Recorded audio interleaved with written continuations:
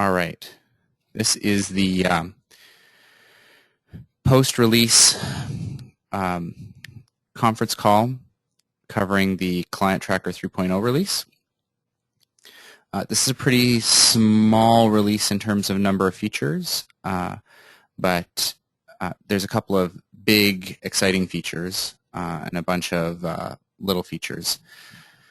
I'll go over some of the little features first in the minor enhancements. We have the release notes on the community site.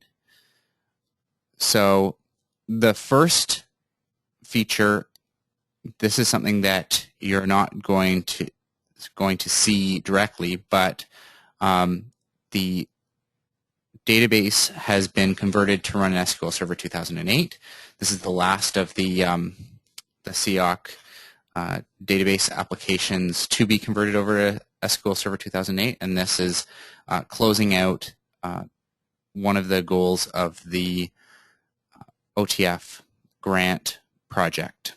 That also means that we're now all tested and on the new server, which means that we can do more client tracker enhancements more easily because we don't have the burden of dealing with the testing required to see that everything still works in the transition from SQL Server 2005 to 2008.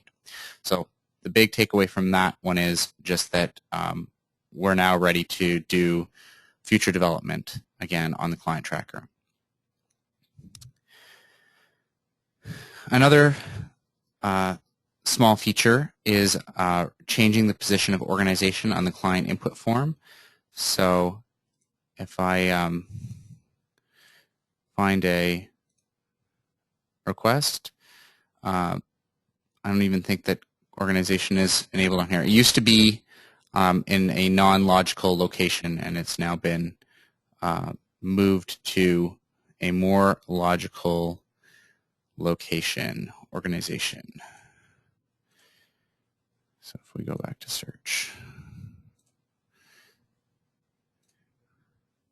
So it's now directly under first name, last name instead of buried down here somewhere. Then 198, link resources to search for requests in resource use report, and 345, link to resource URL in resource use report. These are linked. They got done at the same time and are tied to how we generate the results for the resource use report. So we now have the ability to link to the resources in the resource use report. So we have both the link to the actual resource, so assuming this is here, so we can follow the report, oh, I don't remember what that was, go and have a look. Or you can bring up a print list if that's configured for your resource type, and get the print list for all of the resources of that type.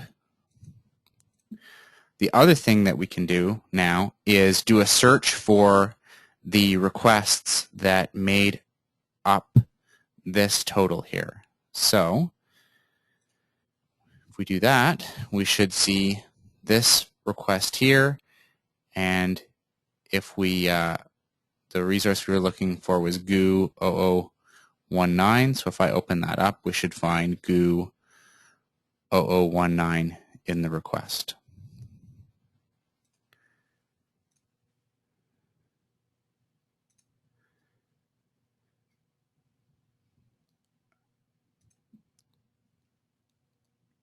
So that's the minor enhancements.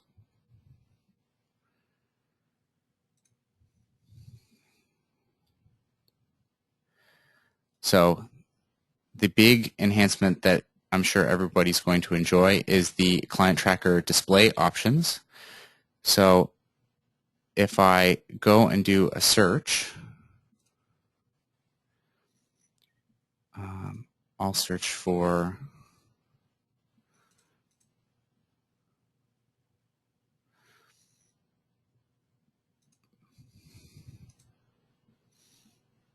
I know Kate took some here, so if I do a search, by default you come up with your regular search results, and this varies.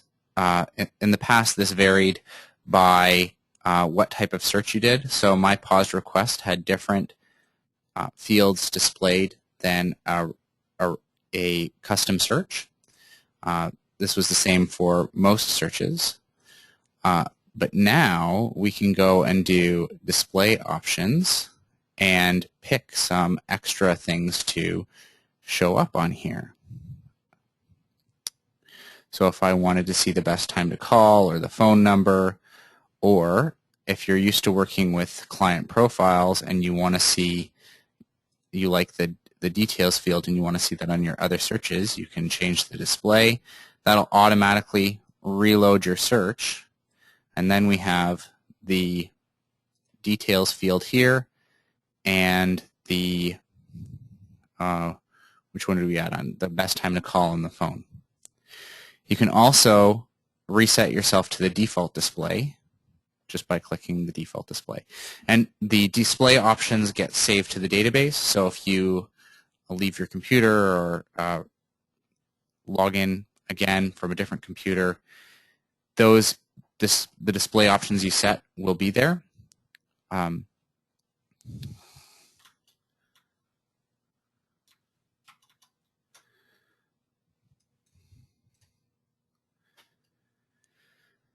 And that's available anywhere a search is done. So in the client profile search, any of the normal searches here, and in the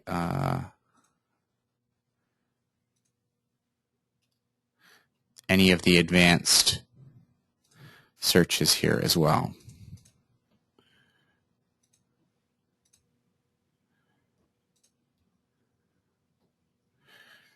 Okay.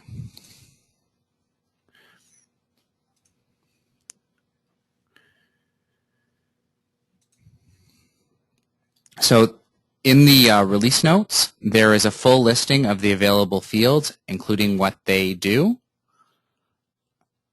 what they're going to show,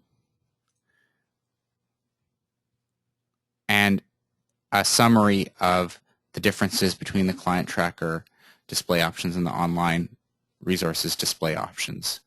The big one being that in the client tracker, the display options are always saved to the database, as opposed to in the online resources, the display options by default go to the session and you have to explicitly save it to the database.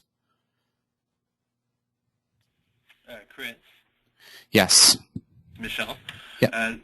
When we're looking at that list of resources that you had on the previous page there, can we also see the blurb of whatever they wrote in the request, what the INRs wrote in there?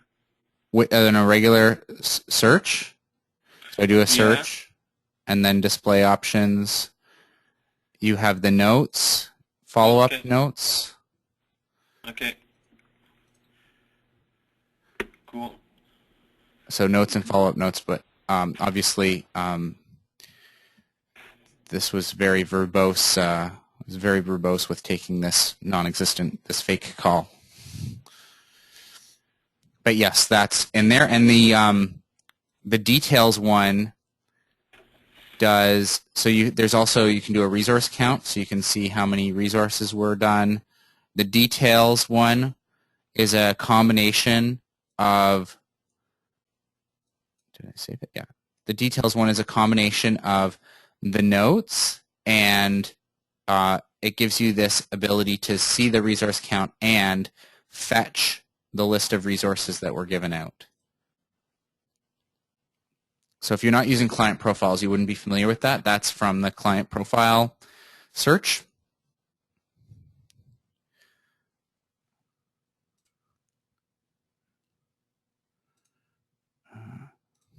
Okay. Are there any other questions about display options? There's a couple of new fields in there that are going to be perhaps weird to you because they're based on the next feature we're going to talk about, which is public requests.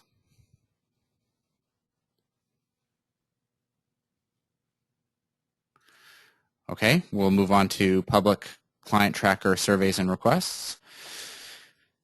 So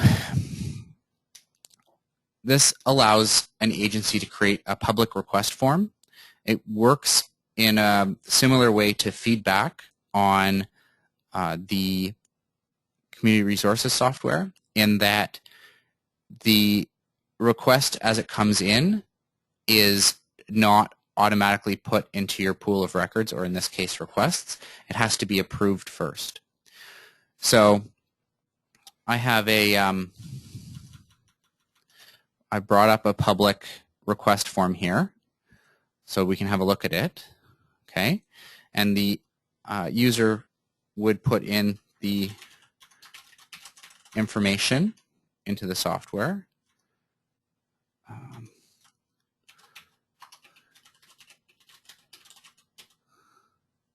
And of course, I'm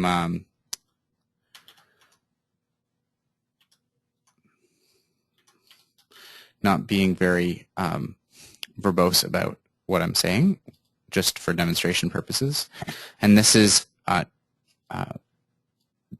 a survey that we already had, and I went and I made a couple of the questions public, but not all of the questions in the survey are public. So you can make individual parts of your surveys public, not necessarily the whole thing. And I'm going to just put some random stuff in here and submit the request. So your request has been accepted and will be reviewed as soon as possible. So if I go back into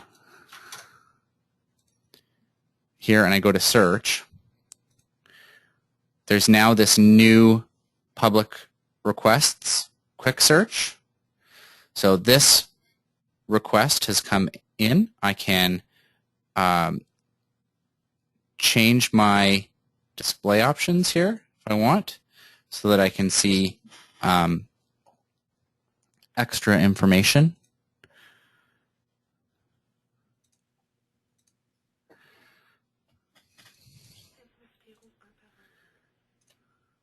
Okay, and then I can go in and decide if I want to accept or reject this request. Okay.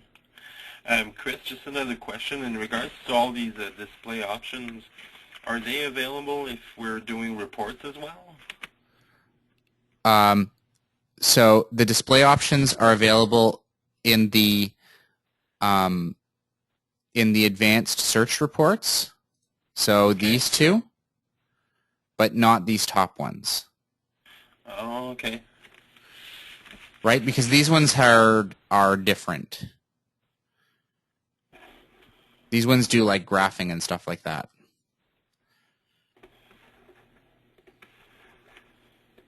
These ones also do grouping, so it wouldn't necessarily make sense to do that. Otherwise, you wouldn't be able to do the grouping that you can to do the summaries of information.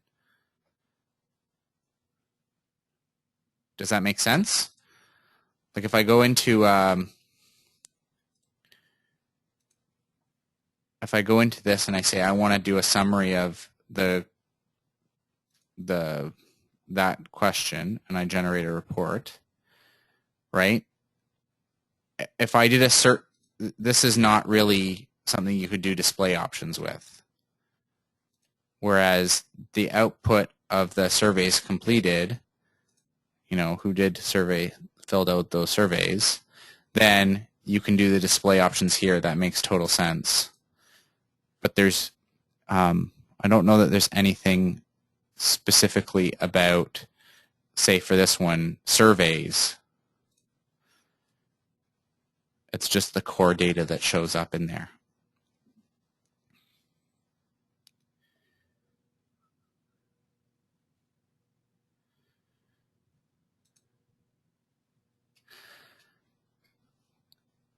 Okay, so the public request again, I can decide to reject the request, in which case if I return to the search, I'll see that I don't have any requests here, but I can go back and decide that I made a mistake, go back in and accept the request. And then it becomes a regular request. So if I save this request, or shall I say pause this request, we get an alteration in the way the request created is handled. It flags it as having been a public request, and then the new field request accepted shows up to say who actually accepted the request, and the request modified behaves as usual. So in order to enable that, you need to first enable some surveys in a classification code. So in order to do a public request, it's always tied to a classification and an agency. So the classification says which surveys are available on that public request. So in this case, I have already checked the Hamilton Basic INR Inquiry Survey. I could decide to check the Corinne test as well. But that's not sufficient to put the survey onto the request form. You can see that the Corinne test survey did not make it on there. That's because the Corinne test survey does not yet have any public questions. I did see that, yeah. So if I go into the survey management, I can go into Corinne test, I can edit it, and then on a per part basis, so you can make the question part public.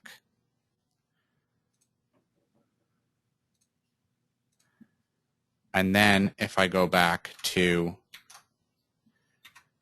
here,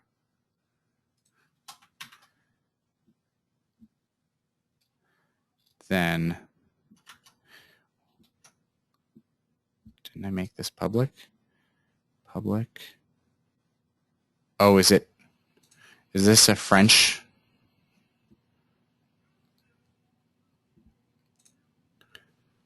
Ah, of course it's French.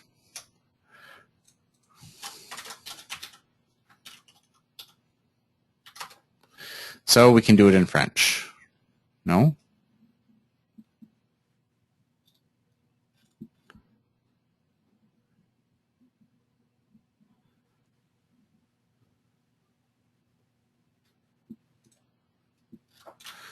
Let's go pick one that's not French.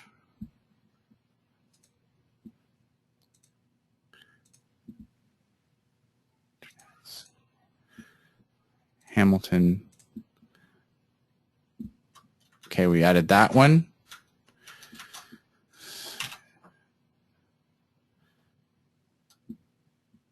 It's still not on the form because we haven't made one public. Made a question public, survey management.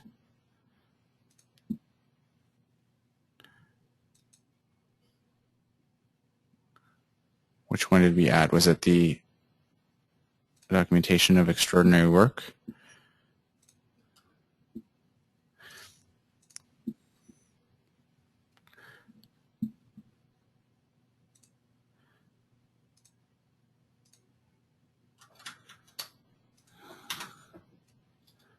There we go. So the documentation of extraordinary work survey has now shown up with the two questions that were made public.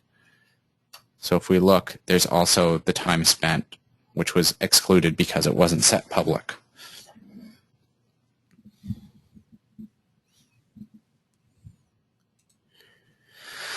There's also an API that goes with this. So if you wanted to embed this in your own website, you can do that using the API.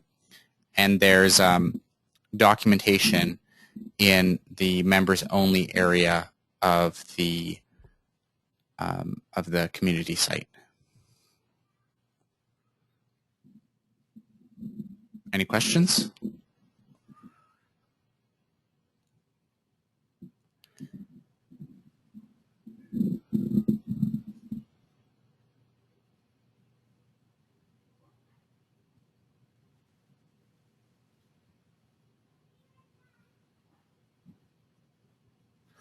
Okay, well, if there's no questions, then I guess that's it for this post-upgrade teleconference. Okay, thanks, Chris.